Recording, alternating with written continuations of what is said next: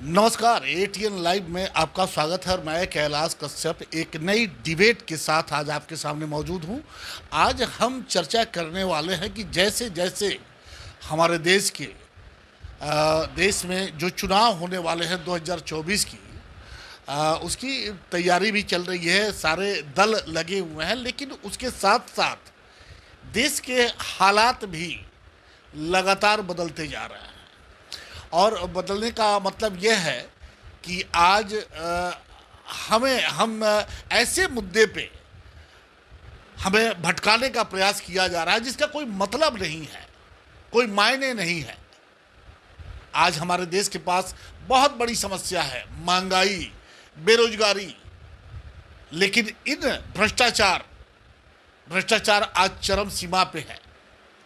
जो बड़े बड़े भ्रष्टाचारी हैं वो समझ रहे हैं कि नहीं, कुछ नहीं होगा, हो भी नहीं रहा है, सब कुछ आंखों के सामने है, लेकिन बिल्कुल क्लीन। तो इन सब समस्याओं को छोड़ करके आज देश के हालात कुछ ऐसे बन गए हैं कि हमें ये पता नहीं कि हम किस देश में रहते हैं। इस पर हम चर्चा करने के लिए आज बैठे हुए हैं। हमारे साथ सिवान के जाने माने डॉक्टर शहनवाज साहब मौजूद हैं और हमारा मकसद यही रहता है कि बुद्धिजीवी वर्ग से ऐसे मुद्दे जब देश के सामने आए तो बुद्धिजीवी वर्ग इसे बड़े अपने तरीके से और बड़े सलीके से जवाब देता है। तो हम आज उसी सवाल को लेकर के हम डॉक्टर साहब के पास पहुंचे हुए हैं। मेरा एकदम सिंपल सा सवाल होगा डॉक्टर साहब। पहला सवाल कि हो सकता है कि आपको लगे कि ये कैसा सवाल है। मेरा पहला सवाल है कि हम जिस देश में रहते हैं उस देश का क्या नाम है? नमस्कार आपको और आपके चैनल के सारे दर्शकों को, देशवासियों को। हमारे देश का नाम भारत भी है, हिंदुस्तान भी है और इंडिया भी है। ये कब से है? ये कब से है? चूँकि आप भी डॉक्टर हैं, एक लंबा जो भी उम्र है आपकी, आपसे ज़्यादा उम्र हमारा है और हमें नहीं पता ये कब से, हम बहुत पहले से चला आ रहा है ये तीनों नाम। जी हम इसी से अपनी पहचान जानते हैं। जी, देखिए, अगर ऐसे कहेंगे ना तो मेरा जो इतिहास है वो मैं समझता हूँ 5000 साल का है, हालांकि मैं 40 साल का हूँ। जो ह्यूमन सिविलाइजेशन है वो 5000 साल की है। भारत में पहले हड़प्पा मोहनजोदड़ो की सभ्यता थी, फिर वैदिक सभ्यता आई, उसके बाद से एक पीरियड आया जिसमें बाहर के आक्रांतियों का हमला हुआ, फिर एक मिली जुली व्यवस्था बनी, फिर अंग्रेज़ों का शासनकाल रहा।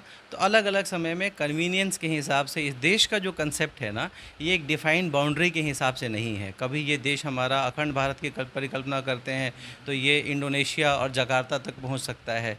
तो ये एक लूज़ कंसेप्ट है कि हम उस वक्त उस लैंड टेरिटरी को क्या डिफ़ाइन करते हैं। तो अलग अलग समय में इसके नाम अलग अलग रहे हैं। इंडिया और ये जो भारत के बीच का जो डिबेट है, प्रोबेबली हम लोग शायद उसके बारे में बात करना चाहते हैं। तो ये ऐसी बात है ना, मुद्दे से भटकाने वाली बात है। आपको लग रहा है कि ये मुद्दे से, जो आज देश के सामने जो समस्या है, उससे भटकाने के लिए ये सब बातें लाई गई हैं? नर्वसनेस भी है। एक आदमी ने मान लीजिए 9 साल काम किया आपके यहाँ, 9.5 साल काम किया, काम की चर्चा नहीं कर रहा है। नहीं, मैं कुछ है नहीं। बेसिकली आप रिपोर्ट कार्ड में कुछ है नहीं। बच्चा एक स्कूल में पढ़ता था और स्कूल का जब रिजल्ट आया तो घर पे आने के बाद उसने गाने गाना शुरू कर दिया। फादर ने पूछा मैथ्स में कितना नंबर आया। BA, BCom, BSc, MA, MCom करें विश्व की सबसे बड़ी यूनिवर्सिटी इग्नू से। सॉल्व असाइनमेंट्स और गाइड बुक्स प्राप्त करें। संपर्क करें Mahakal computers, DAV PG college के पास, पंच मंदिरा मोड़ से दाहिने, Siwan. RS James and jewellers, जहां आपके लिए हॉलमार्क जेवर एक से बढ़कर एक डिजाइनों में उपलब्ध हैं। वहीं लेनी हो गोल्ड, डायमंड या चांदी के जेवर तो आज ही चलें सिर्फ और सिर्फ RS जेम्स एंड ज्वेलर्स। सबसे विश्वसनीय shop, Lal palace, station road, Siwan. Mobile number 9572658649 और 7979869474। आया तो सारे गामा सुनाया। इंग्लिश में कितना नंबर आया तो ताक दिना दिन करने लगा। तो ये वैसी बात होती है, आपके रिपोर्ट कार्ड में कुछ मटेरियल नहीं है और एक नर्वसनेस है। अब इसको कैसे, मतलब मैं कोई बहुत ज़्यादा उसको वो नहीं समझता हूँ। अब किसी एक दल ने, किसी एक ग्रुप ऑफ पार्टीज़ ने इंडिया नाम रख लिया। इतना नर्वसनेस है, इतना परेशानी और बेचैनी हो गई है कि जो ऑफिशियल गजेट्स हैं उससे भी इंडिया का नाम हटाने का प्रयास किया जाने लगा। तो ये तो 9 साल से वैसे भी आप शासन में थे। आपको लगता है कि जिस तरीके से इस मुद्दे को लेकर के अब 5 दिन का विशेष सत्र बुला दिया गया संसद का और उसमें चर्चा होने वाली है, हालांकि जो विशेषज्ञ हैं, जो पत्रकार हैं, जो जानते हैं कि वहाँ क्या हो सकता है, उनका कहना है कि इस मुद्दे को शायद वहाँ पे चर्चा भी नहीं हो, क्योंकि वो भी जानते हैं कि ये करना संभव नहीं है। लेकिन इस तरह की बातों को लेके आना जनता के बीच में,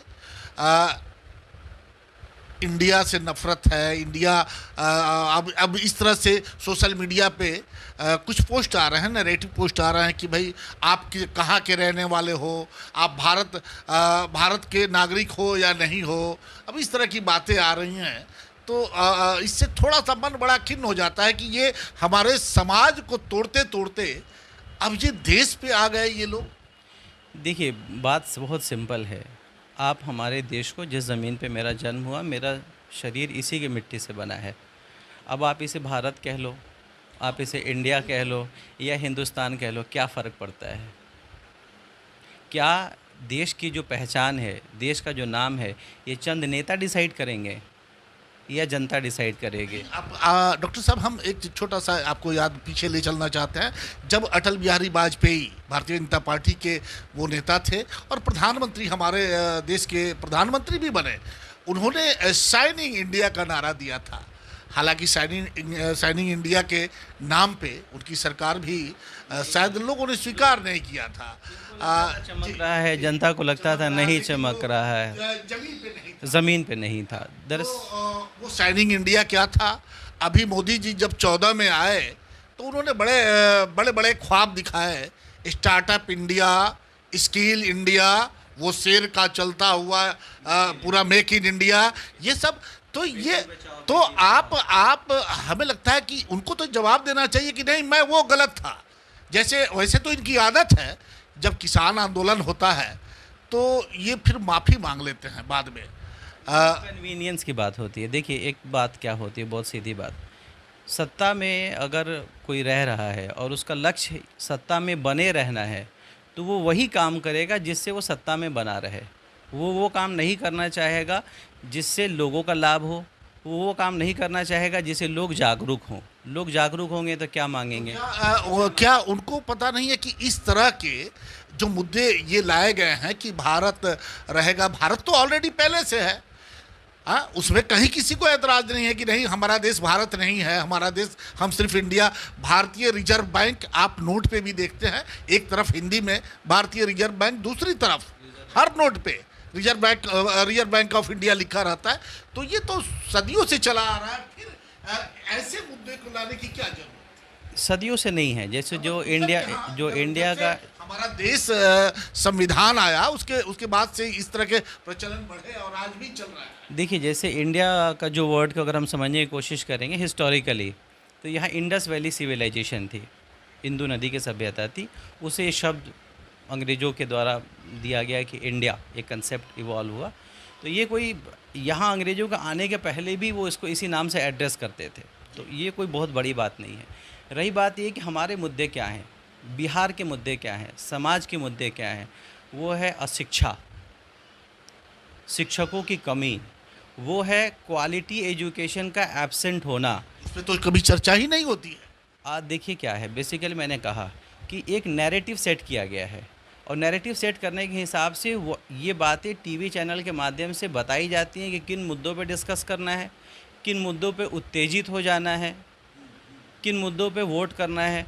तो ये एक पूरा नैरेटिव सेट किया गया है जिसमें कॉम्प्लेक्स मैकेनिज़्म है, जिसमें मीडिया का भी, कुछ मीडिया के लोग भी हैं जिनका रोल है, सारे लोग एक जैसे नहीं हैं, जाहिर सी बात है। तो कुछ जनता के बीच के भी लोग हैं, कुछ आईटी सेल के लोग हैं। और ये जो डिबेट चल रहा है ना, इंडिया वर्सेस हिंदुस्तान वाला, ये भारत के 90% लोगों का, जिनका इशू, जिनका मुद्दा रोज़गार, शिक्षा और स्वास्थ्य है, वो इससे अवेयर भी नहीं है। ये डिबेट ट्विटर का डिबेट है, ये डिबेट फेसबुक का डिबेट है। अब ये है कि आम आदमी का मुद्दा क्या है? आम आदमी का मुद्दा है शिक्षा, रोज़गार, रोजगार के लिए मीनिंगफुल एम्प्लॉयमेंट नहीं होना। 500 रुपये, 200 रुपये, 300 रुपये में 21वीं शताब्दी में आदमी काम कर रहा है। शिक्षा के लिए अपने बच्चों को सरकारी स्कूल में अगर भेजता है तो वहाँ खिचड़ी के अलावा कुछ नहीं मिल रहा है। अगर स्वास्थ्य के नाम पे अगर सरकारी अस्पताल में जाता है तो कोई सुविधा नहीं मिलती है। नौकरी पाने के लिए अगर उसको गुजरात जाना पड़ता है, केरला जाना पड़ता है, महाराष्ट्र जाना पड़ता है, वहाँ अपमानित होना पड़ता है। अपने डॉक्टर साहब, हमें बड़ा ताज्जुब हुआ कि अभी बीपीएससी की परीक्षा हमारे बिहार में हुई है और लगभग 1.5 लाख पद हैं, लेकिन 8.5 लाख लोगों ने पूरे देश से। और हमें उस समय ताज्जुब हुआ जब एक सेंटर पे जहाँ लड़के लड़कियाँ ठहरे हुए थे, वहाँ हम पहुँचे तो गुजरात से लोग आए हुए थे। हमने उनसे पूछा कि भाई आप तो आपके गुजरात की तो गुजरात मॉडल की तो पूरे देश में बात होती है, फिर आप लोग वहाँ से यहाँ बिहार जैसे पिछड़े राज्य में नौकरी के लिए, तो वो थोड़ा सा हंसने लगे। तो हमें लगा कि भाई ये उस मॉडल पे हंस रहे थे जिसका सब दिमाग दिखाया गया। देखिए इशू क्या है, जैसे भारत एक देश है और अलग अलग राज्यों से लोग अलग अलग राज्यों में जॉब के लिए जा सकते हैं। इशू ये है कि यहाँ जो जॉब्स क्रिएट किए जा रहे हैं या जो प्रॉमिस किया जा रहा है, क्या वो सफिशिएंट है? कई बार दो चीज़ें होती हैं, टू लिटिल टू लेट।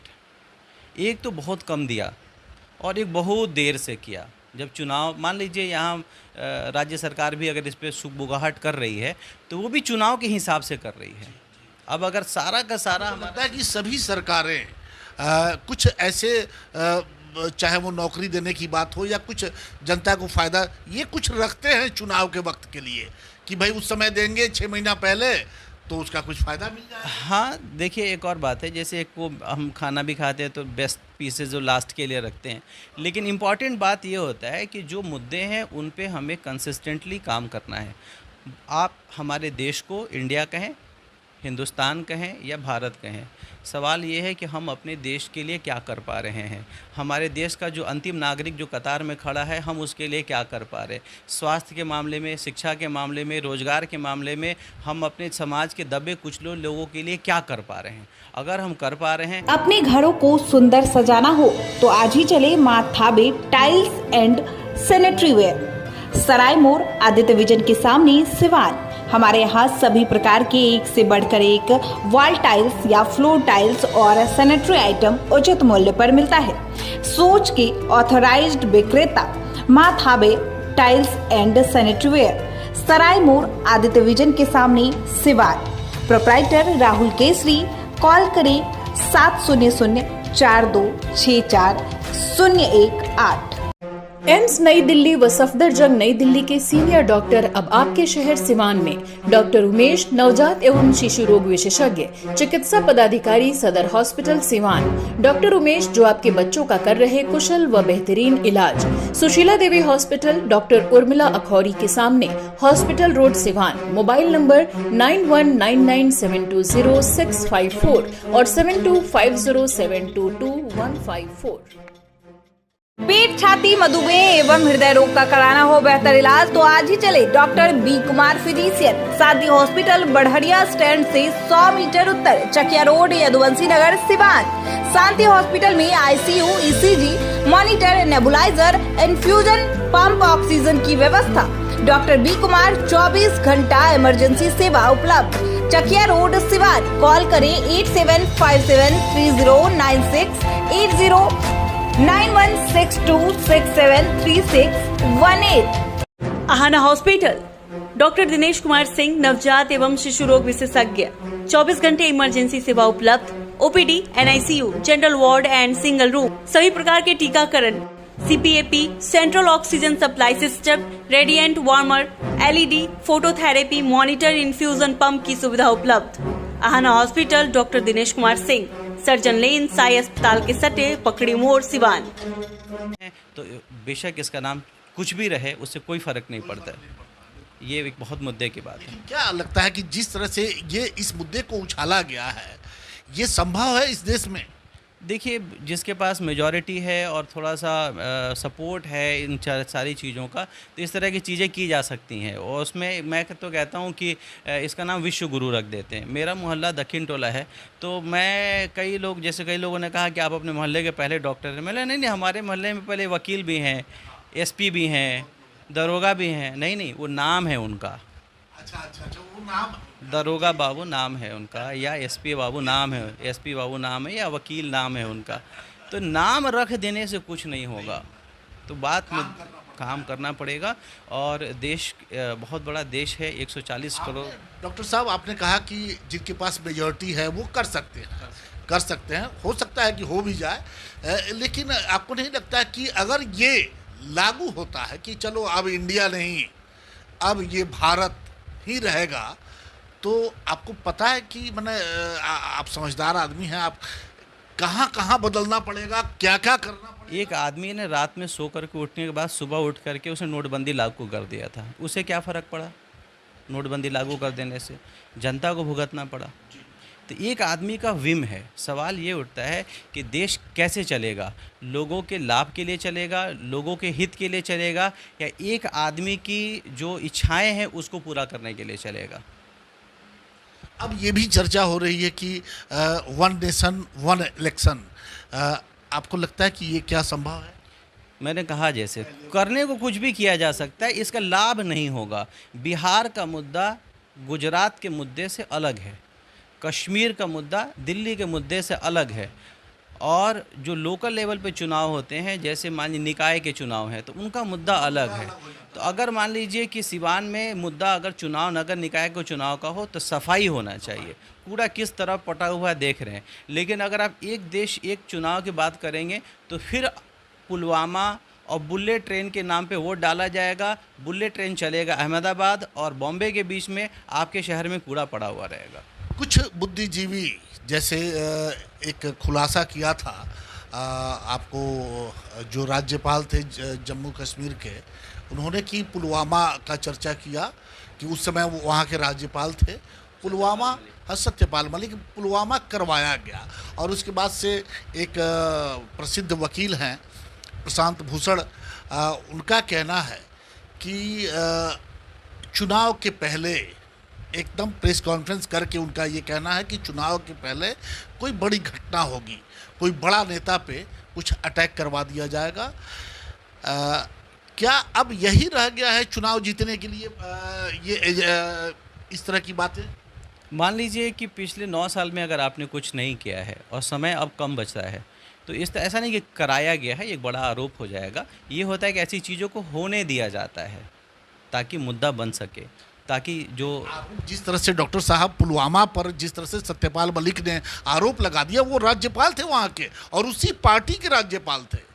तो मैं माफ़ी चाहूँगा, राज्यपाल जो है एक संवैधानिक पद है, तो पार्टी का नहीं होता है। कृपया करके उसको, ये बीजेपी पार्टी जैसे अब ये वैसी व्यवस्था, खैर हम लोग सरकार है, केंद्र में जो सरकार है उसी ने उनका डिप्यूटेशन किया था। मैं जो हूँ ना, सरकार से बाध्य नहीं हूँ, संविधान से बाध्य हूँ। तो संविधान के हिसाब से राज्यपाल जो है संवैधानिक पद है, और उनके हिसाब से अगर उन्होंने कुछ बातें कही, तो उस बातों को जहाँ तक मैंने समझा, आपकी राय मुझसे बेहतर हो सकती है, वो ये है कि ऐसी घटनाओं को होने दिया जाता है, ये होने दिया जाता है ताकि भट्टी जो है गर्म हो सके। आपको लगता है कि आज भारत का संविधान खतरे में है? हाँ, खतरे में क्या है, ये है कि ये संविधान को उसको बदलने की तैयारी बदल देना चाहते हैं। देखिए क्या है, संविधान को आप मेजॉरिटेरियन विल के साथ नहीं जोड़ सकते हैं। मेजॉरिटेरियन विल ये है कि 51 लोग अगर खड़े होकर के कह देंगे कि आज से चावल नहीं खाना है, तो 49 लोगों को चावल खाने से रोक सकते हैं। सवाल ये कि क्या ये बात सही है? हमारे संविधान में अगर जो बातें कही गई, जो मूलभूत स्ट्रक्चर में बातें कही गई हैं, वो है इक्वालिटी की, वो है जस्टिस की, वो है फ्रीडम की, वो है फ्रैटर्निटी की। तो एक बीजेपी के वैचारिक हैं, कभी सुब्रमण्यम स्वामी, कभी मोदी के खिलाफ भी बोलते हैं, कभी उनके फेवर में बोलते हैं। उनका इंटरव्यू मैंने देखा, तो उन्होंने साफ साफ कहा कि it talks about equality among equals, कि ये बराबरी के बीच, लोगों के बीच बराबरी की बात की गई है। तो संविधान का जो आप खतरा कहना चाहते हैं वो ये है कि यहाँ के जो माइनॉरिटीज़ हैं उनको बराबरी के हक से वंचित करने का प्रयास है। ये जो हमारे संविधान का जो मूलभूत स्ट्रक्चर है, जिसमें सारे citizens regardless of caste, religion और आइडेंटिटी बराबर हैं, ये बराबरी का दर्जा आज के डेट में खतरे में है। आज जिस तरह से जो घटनाएं सामने आ रही हैं, कभी कुछ कभी कोई बात, इसको लेकर के मेरे मन में भी एक जिज्ञासा है, हो सकता है कि आप उस पर मुहर लगाएं कि राहुल गांधी, जिसे लोग पप्पू पप्पू भी कहते थे, लेकिन उन्होंने जो मोहब्बत की दुकान को लेकर के वो कई एक लंबी यात्रा भी की है और आगे भी करने वाले हैं, क्या इस मोहब्बत की दुकान से ये नफ़रत के बीज बोने वाले क्या डर गए हैं? घबरा तो गए ही हैं। देखिए, आप एक बात समझिए, कोई कारण नहीं था कि G20 के इनविटेशन से, ऑफिशियल इनविटेशन से आप प्रेसिडेंट ऑफ इंडिया हटा के प्रेसिडेंट ऑफ भारत कर दें। भाई ये है कि सिर्फ ये है कि इन्होंने इंडिया ले लिया। अब बात समझिए, इन्होंने कुछ ऐसा एक्रोनिम बना लिया जिसमें इंडिया आ गया। तो मैं कोई कांग्रेस का समर्थक नहीं हूँ, लेकिन ये घबराहट हो गई, एक बेचैनी हो गई कि अब ये इंडिया हम तो नहीं यूज़ कर पाएंगे, शाइनिंग इंडिया और ये सारी चीज़ें। अभी उन्होंने कहा बेटी बचाओ बेटी पढ़ाओ। अब आप ब्रजभूषण सिंह को क्या बोलिएगा?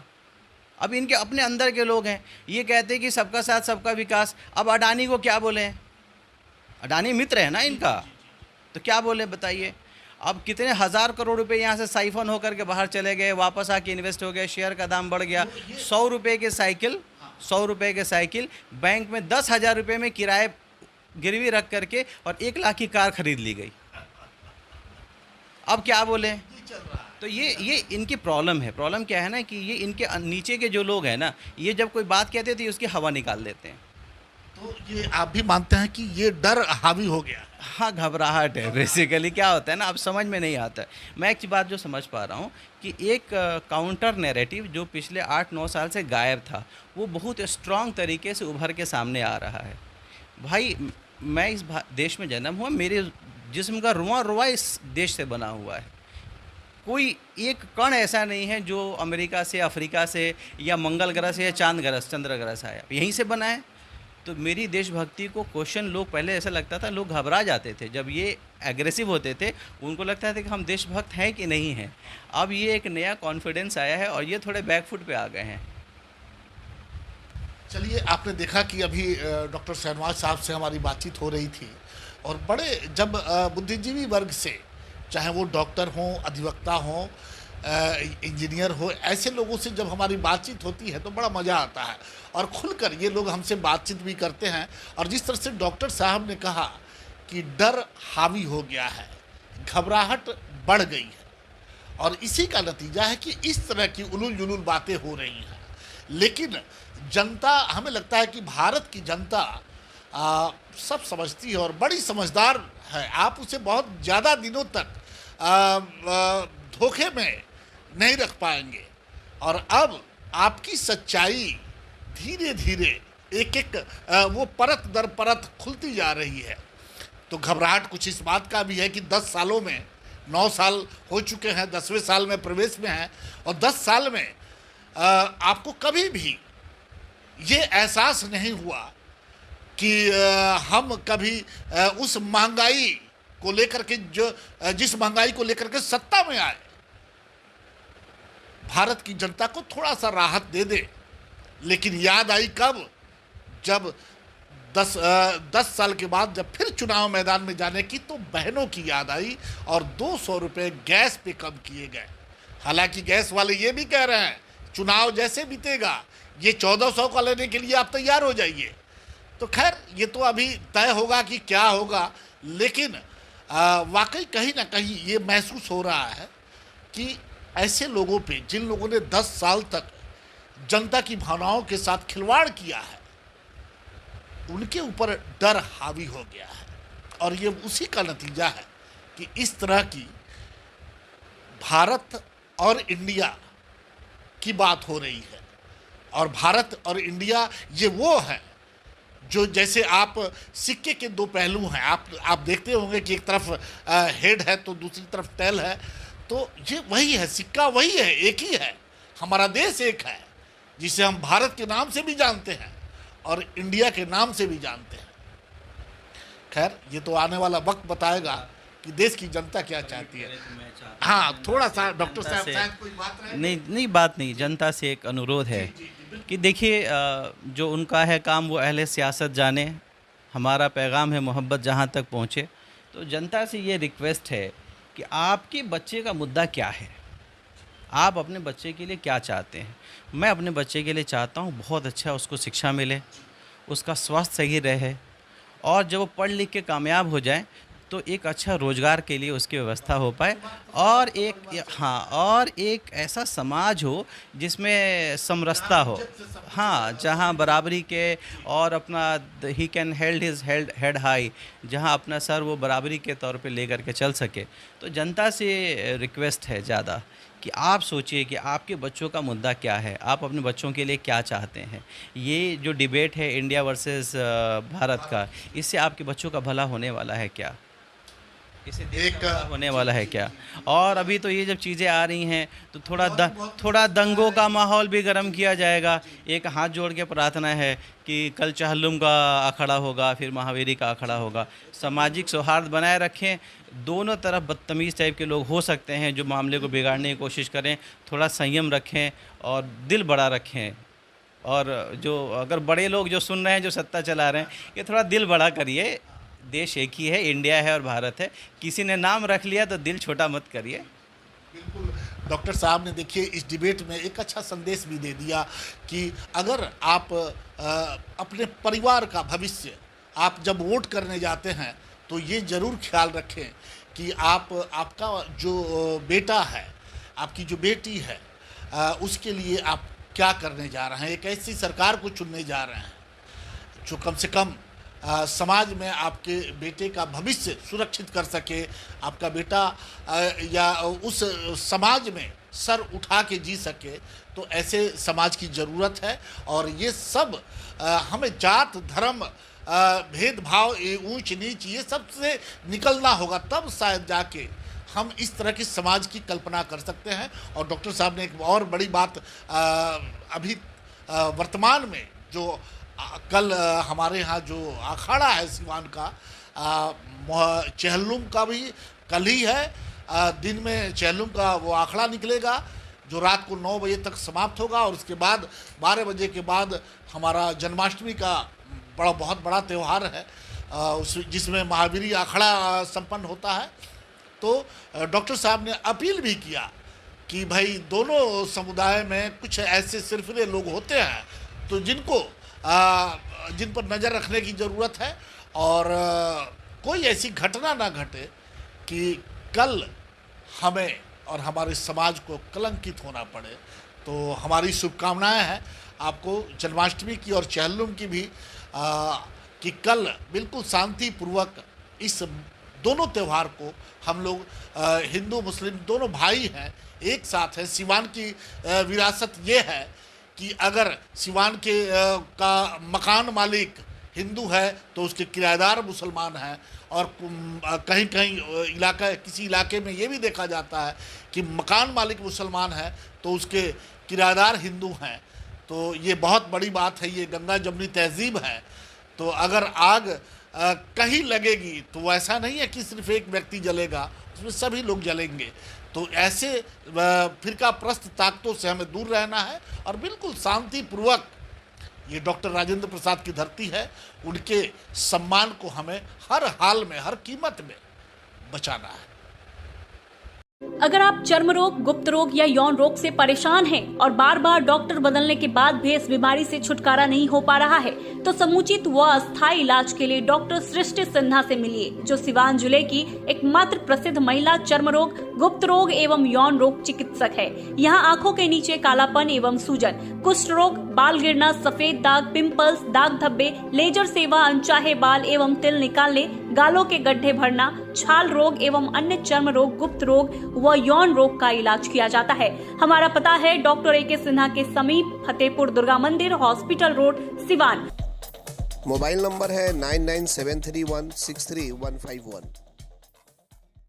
बंगाल के तर्ज पर सिवान में खुल गया branch Italino cakes for all occasions, जहां मिलेंगे cakes, pastries, snacks, dessert, cookies, dry cakes, कई बेहतरीन अलग अलग फ्लेवर में। मनाना हो जन्मदिन, शादी की वर्षगांठ या किसी तरह के फंक्शन के लिए आज ही चले branch Italino cakes for all occasions, hospital road near doctor Urmila Khauri, Siwan. Contact number है 9155399786। वही दूसरा कॉन्टैक्ट नंबर 9852206421।